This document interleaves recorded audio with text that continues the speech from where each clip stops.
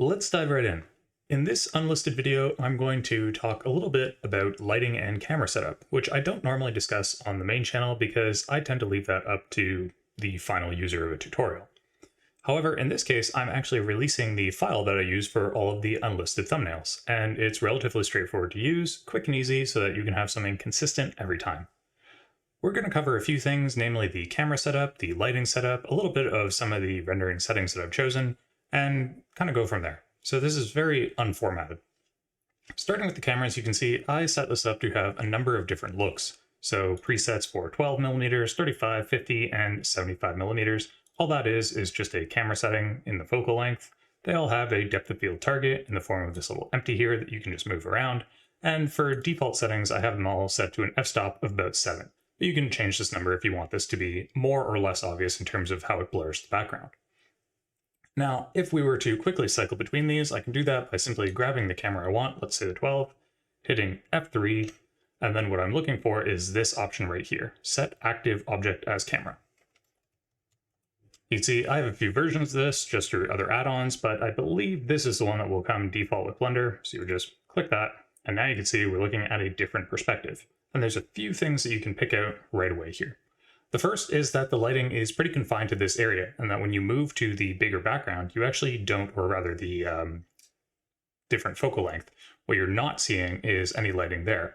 That's because this has no world lighting whatsoever, this file. Everything is controlled through these lights, and if I go ahead and disable that, you can see there's nothing. So it also means that I can bring in the lights one by one, and we can see what each of them is doing. So starting with the simple area overhead, that is literally just illuminating kind of our subject here. Then we have some backdrop lighting. This is mostly meant to hit off the background. And then we have two big key lights.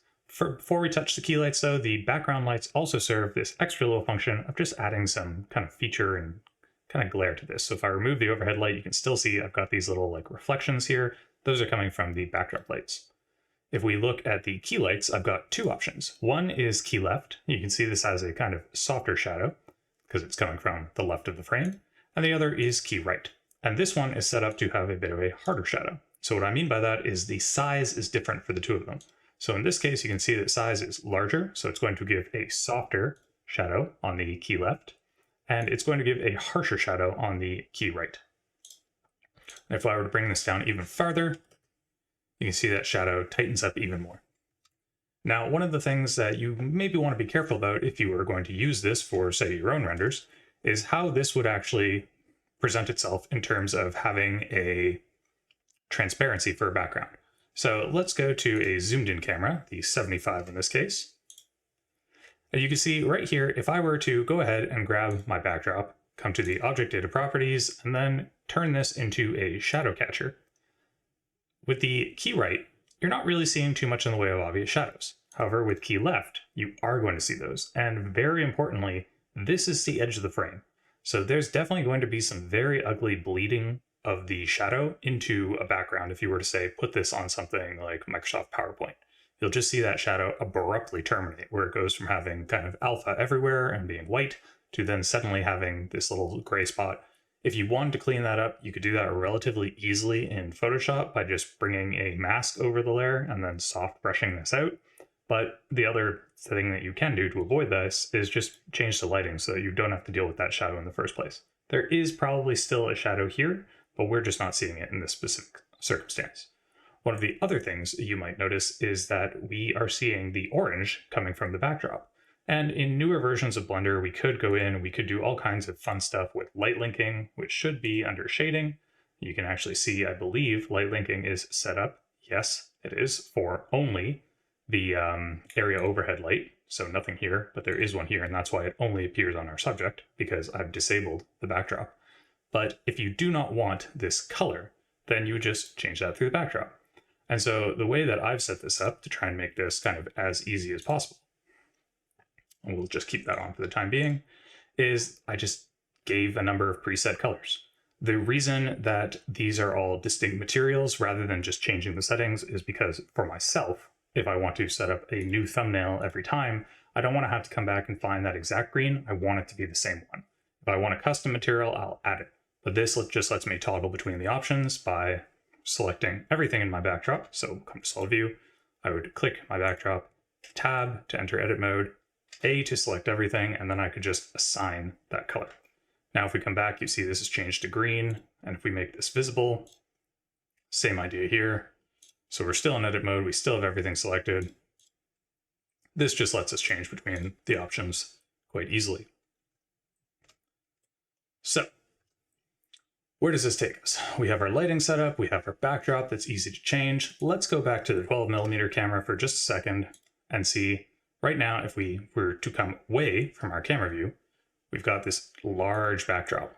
And if I want this to actually have some lighting that's all in frame, and the way that I would do this is simply hit S with the backdrop selected, Shift C, and I'm just going to scale this down. And once it gets close enough, it's actually going to start hitting some of that lighting that is bouncing off in the scene. And so now I've actually filled this in a little bit. Again, you can see that this light is too close, and so I'm getting this kind of harsh look. Again, it's still over here. If I really wanted this to go away, then I would have to move this out. And right now, actually, the key lights, another important point, are tracking to the subject. So I have selected this pin, so they're always going to kind of follow that wherever it is. So I could adjust this if I wanted to. Again, I try and keep everything set up for a nice simple frame. The majority of the time I'm using the 75, just because I tend to like the way that looks. But on occasion, I will find myself reaching for the 50 just to kind of expand this. And it works for my particular setup to have this kind of lighting. If I really wanted to, again, I could just move the camera by, grabbing it, shifting it around. And there are some excellent add-ons that I'll be discussing in a future video that means that, well, they serve as a replacement for having multiple kinds of cameras. But in this specific instance, I just wanted these to be kind of default options readily available to people. And so that is the basic setup for the tutorial file. And again, the idea here was just having something that I could work on quite quickly. So let's do some simple changes here, talk about the actual render settings, then we'll go over and render one of these out, and I will put it into Photoshop and show how you might clean up some of those shadows just for working with this thing in PowerPoint if we're using transparency. But first, one of the nice things about this push pin, it's the reason that I included this is part of the asset library, but it has this nice little toggle for transparent. I tend to render every single one of these in cycles. I do it with a pretty high sample count, and you'll notice that I'm not using denoising. That's because when I'm working with something that has transparency, I find the denoising kind of adds this sort of unpleasant blurring that I just don't like for what I want. This is a ridiculous file. I'm also rendering it in 4K, in cycles, even with my GPU, and I have a 3070 in this PC. This takes a long time to do. It is not really a sensible choice for the majority of things. I will not actually be doing that for the demonstration where I'm going to cut out this background. In fact, we're actually going to just do a quick check here. The one that I want is key left. Let's do that because I want to get rid of this shadow on the background. And we're going to show that in a second. But generally speaking, if you are working with something in cycles where you want that glass appearance to be nice, then you're going to have to do some kind of larger render count. It's just going to take a while to do. The other thing that I want to kind of talk about while we're still here is something about viewport compositing. So viewport compositing in newer versions of Blender is an option. You can see I've just got the use nodes basic setup here, and we're going to do this with a simple emissive object. I can't exactly explain why this is the case right now, but it is something to be aware of, where that if you have an object that has basic emission, at least in cycles, let's go ahead, add an emission here. We'll make this quite simple, just a blue. Let's go up to say 25, shade smooth, bring that down, apply that scale. And so this is obviously giving off some light, but if we want this to kind of have a bloom the way that we would see in Eevee, then normally you would come to cycles, you'd add a glare. So let's go with glare, that's what I want, and I don't want streaks, I want fog glow. We're going to take this over, and actually I'm going to open up a new window at the bottom here, change this to the viewport, so Shift F5, take a look. And now one of the things that I can do is actually enable me being able to see what this glare looks like. I can do that with the camera option. So this is quite bright. Let's go ahead and make some changes here, where we're going to drop this down just to a manageable number for the sake of render times, and we'll add that denoising in. But if I go ahead and render this, you're going to see that the render that I get out is not even close to what the viewport compositor looks like. That's something to be aware of, because viewport compositing is relatively new. It's quite useful, but it is not going to give you a good representation of what you're actually going to get. So we're going to render this out. We're seeing about, this will probably finish in, I would assume, 15 seconds. Let's just see, wait it out. If it doesn't take too long, then I will, well, if it takes too long, rather, I'll just cut away from this. Oh, it's pushing it. Okay, about 22 seconds, and there's our glare. So you see we've got this cute little fog glow, but if I were to compare this to what I'm seeing in my viewport, this is quite significant compared to this. And I'm not entirely sure. I know this is a known issue. I've seen some commentary on it on the Blender Artist Forum. Just be aware that if you are going to try and achieve this effect, it's not going to work one-to-one. So, something to know. For the time being, we're just going to go back to where we were. We're actually going to not be using this compositing. We're going to get rid of this object. Let's go ahead and delete that. And now we're going to do the quick look here about how to get rid of these shadows. So I'm going to grab my backdrop. I've got it set to a nice neutral tone, namely this kind of gray, just so it's not going to interfere too much.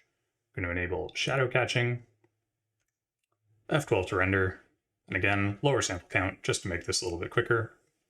This should actually be relatively fast, given that we don't have any of the rest of the scene and the calculation shouldn't be too intense. But the idea here is I want to be able to take this and I want to be able to put this into something like Microsoft PowerPoint and not have the ugly edges. And we'll look at that very, very shortly.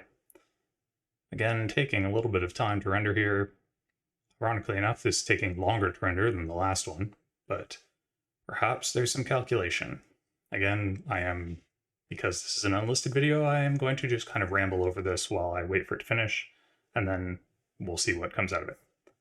Perfect, we've got it. So, some notes here on saving a file. This is curious, but it's from something else. So let's go ahead and save it here. This is our transparent background.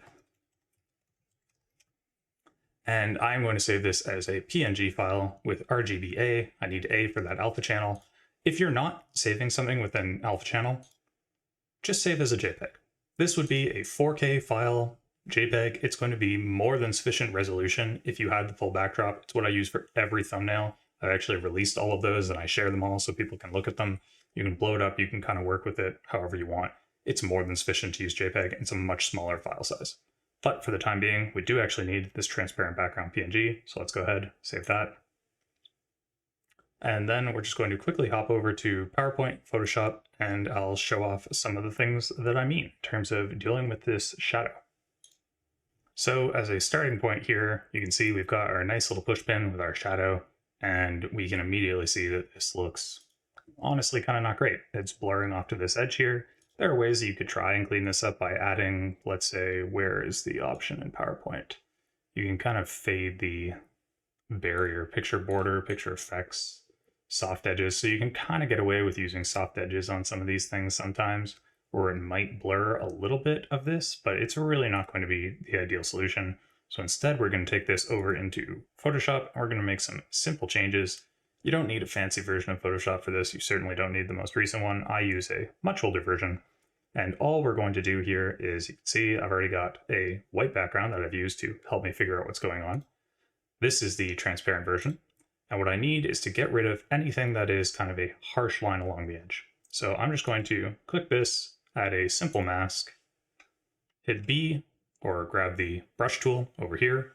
And then I'm holding Alt and Control, left clicking, dragging with my right mouse selected, right mouse button, and I'm just dragging up to get a soft brush. So you can see the hardness is 0, the diameter is whatever I need it to be, bigger or smaller. And what I'm going to then do on this mask layer is I'm just going to kind of paint in black where I do not want this to kind of be. So just going to do a little bit of a subtle thing here. Bigger and the softer the brush, the sort of better this works out. And you can honestly be pretty generous about where this is going to go. So I'm just going to bulk select everything over here, everything over here, everything here, and everything over here too. And then from here, I'll hit, I believe, Alt and Delete. Alt and Delete, that works. You can see our mask is now turned black. That just means that we don't have to worry about any shadows coming out of this area. It should probably be fine around here. I think most of that will be white. In fact, our white background is doing a pretty good job of showing that. And so then we'll go back to our brush tool. And again, we're just kind of feathering out that shadow on the edge. If you really want to be more meticulous about this, you could bring down the opacity of your brush as well. And then you could kind of affect this as well, just kind of clicking again and again to soften this out. Perfect. Let's go ahead, remove that. We've got our nice little pin again. This time we're going to save this and we'll bring that in PowerPoint and compare. And just so that we're working on an even comparison here, we'll let PowerPoint scale these to the same extent.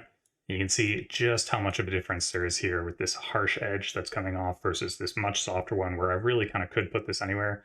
Realistically, this would look better, I think, without the shadows, but this is something that I could, safely stick this somewhere and not have it look kind of atrocious in frame. So maybe right there, compared to what this would look like where it's just going to bleed and cut off on the edge. Mostly this is not something that I would necessarily do, obviously, with this specific pin. And again, in a perfect world, this probably just wouldn't have shadows at all. But you could reasonably stick that there and not have it look terrible. And because this is something that you see people do a lot in presentations, those hard edges are, at least for me, kind of disjointed. So you can also put this on different colored backgrounds now. It's not going to be the worst thing ever. In fact, I'm not sure what we're clipping against there. I think it's probably the edge of PowerPoint. But this is just a nice way of working with these transparent files. A very long-winded route of discussing basically the thumbnail file here. But again, as with everything else from the Unlisted series, this is something that will be available for anyone who wants to work with it. If you can use it for simple, quick setups, and the whole extended walkthrough is just to give you a sense of how you can work with this. If you are going to render something with a background, again, you could obviously use Eevee, but I recommend using a mid-range sample count. Denoising is good unless you're working with glass, and then you really don't need 4K. Probably just 1080p would be fine. I'm doing this because I like to have it for thumbnails and just sort of higher quality renders. But that's basically all there is to it. So thank you as always to the people who support this on Patreon and through purchasing the CGFigures asset library, which is available for free and includes or will include all of these things at some point in the future. And with that, thanks for coming out. And until next time, you have yourselves a great old day.